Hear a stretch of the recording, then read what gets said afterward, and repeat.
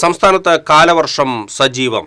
കാലവർഷം ശക്തമായതോടെ തൃശൂർ ജില്ലയിലെ ഡാമുകളിലെ ജലനിരപ്പ് ഉയരുന്നു. ജലനിരപ്പ് ക്രമീകരിക്കുന്നതിന്റെ ഭാഗമായി പൂമല ഡാമിന്റെ ഒരു ഷട്ടർ തുറന്നു. അഭിജിത്ത് തയ്യാറാക്കിയ റിപ്പോർട്ടിലേക്ക്. മഴ കനക്കുകയാണ്. കാലവർഷം ശക്തി പ്രാപിക്കുമെന്ന മുന്നറിയിപ്പും ഉണ്ട്. ജില്ലയിലെ ആദ്യ ഡാം തുറന്നിരിക്കുകയാണ്.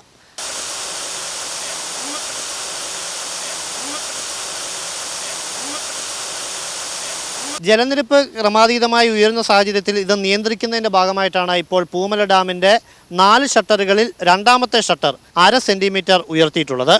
വരും ദിവസങ്ങളിൽ മഴ ശക്തി പ്രാപിക്കുന്നതിനനുസരിച്ച് കൂടുതലായിട്ട് ഉയർത്താൻ സാധ്യതയുണ്ട്. അതേസമയം മഴ ശമിക്കുകയാണെങ്കിൽ ഷട്ടർ അടയ്ക്കാനും സാധ്യതയുണ്ടെന്ന് അസിസ്റ്റന്റ് എക്സിക്യൂട്ടീവ് എഞ്ചിനീയർ നമ്മളെ അറിയിക്കുകയുണ്ടായി.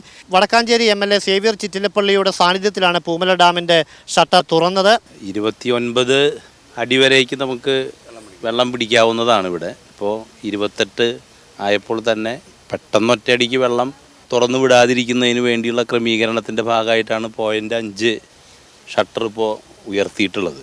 മഴ കുറയുകയാണെങ്കിൽ അത് ഉടനെ താത്താനും കഴിയും. പുഴയ്ക്കൽ തോട് വഴിയാണ് വെള്ളം പോവുക. എല്ലാ സ്ഥലത്തും ജാഗ്രത പാലിക്കാൻ വേണ്ടിയുള്ള നിർദ്ദേശം നേരത്തെ കൊടുത്തിട്ടുണ്ട്.